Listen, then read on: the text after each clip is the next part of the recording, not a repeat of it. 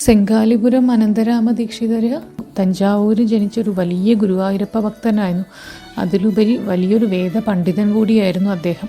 അങ്ങനെയുള്ള ഈ ഉപന്യാസ ചക്രവർത്തി അനന്തരാമ ദീക്ഷിതരുടെ കുഷ്ഠരോഗം ഗുരുവായൂരപ്പനെ പ്രാർത്ഥിച്ചുകൊണ്ട് ഭേദമായി. അദ്ദേഹത്തിന് കുഷ്ഠരോഗം വളരെ തീവ്രമായിരിക്കുന്ന ഒരു സമയത്ത് ഗുരുവായൂർ അമ്പലത്തിൽ ആ ക്ഷേത്രത്തിൽ കുളിക്കാൻ കൂടെ കാവൽക്കാർ അനുവദിച്ചിരുന്നില്ല എന്നുള്ളതാണ് സത്യം.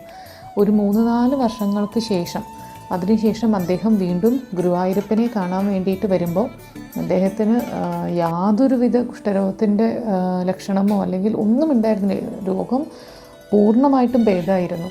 അതെല്ലാവർക്കും തന്നെ വലിയൊരു അത്ഭുതമായിരുന്നു. കാരണം കുഷ്ഠരോഗം മൂർച്ഛിച്ചിട്ട് അമ്പലക്കുളത്തിൽ കുളിക്കാൻ പറ്റില്ല എന്ന് പറഞ്ഞതാണ്. അത്രയ്ക്കും അസുഖം കൂടിയ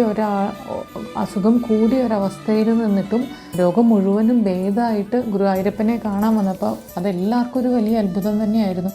രോഗം മാറാനുള്ള കാരണമായിട്ട് അദ്ദേഹം പറയുന്നത് എന്നും നാരായണീയം പാരായണം ചെയ്തിരുന്നു. വിശ്വാസത്തോടെ എന്നും താൻ ഗുരുവായൂരപ്പൻ്റെ നാരായണീയം പാരായണം ചെയ്തുകൊണ്ടാണ് തൻ്റെ രോഗം ഭേദമാക്കിയത് എന്ന് അദ്ദേഹം വിശ്വസിച്ചിരുന്നു.